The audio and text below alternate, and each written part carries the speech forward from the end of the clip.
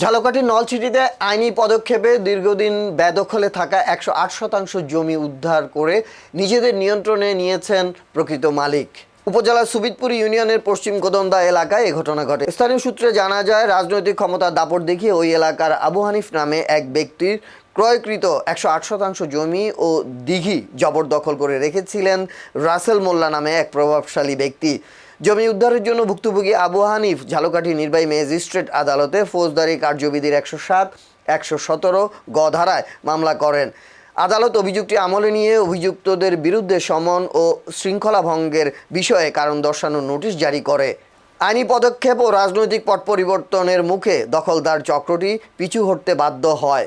সম্প্রতি ভুক্তভোগী পরিবার ওই জমিতে সাইনবোর্ড টাঙিয়ে পুনরায় দিঘি ও জমির ভোগ দখল বুঝে নেন। এই ঘটনায় এলাকায় স্বস্তি ফিরে এসেছে। সচেতন মহল অভিযুক্তদের বিরুদ্ধে স্থায়ী আইনি ব্যবস্থা নেওয়ার দাবি জানিয়েছেন।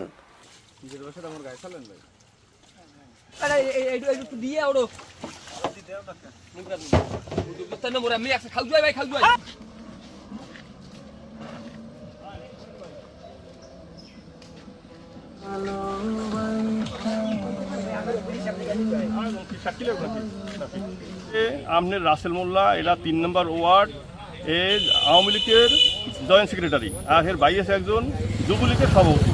এরা দীর্ঘদিন ধরে এই জায়গা দখল দিয়ে খাইতে আছে, কেউ টাকা দেয় না, কেউ পরোয়া করে না। এরা এই দেশের মা বাপ, এরা ওই পাশে জমি আর একটা আছে দখল দিয়ে খাইতেছে, এইটা খাইতেছে, ওই পাশে খাইতেছে। আর একটা গের আমি এখান থেকে কেস মামলা ছাড়াই আছি, নিয়ে 2 বছর খাই চলে গেছে বিনে টাকা পয়সা। আমার 3 লাখ টাকা কেস মামলায় হে জায়গা দখল দিয়ে লেগে গেছে, নিয়ে খাইয়ে হে এবার 20 লাখ টাকা বেশি চলে গেছে। হে বড় নেতা আওয়ামী লীগের, এ মানুষের কোনো পরোয়া করে না, কেউ সম্মান ইজ্জত দেয় না।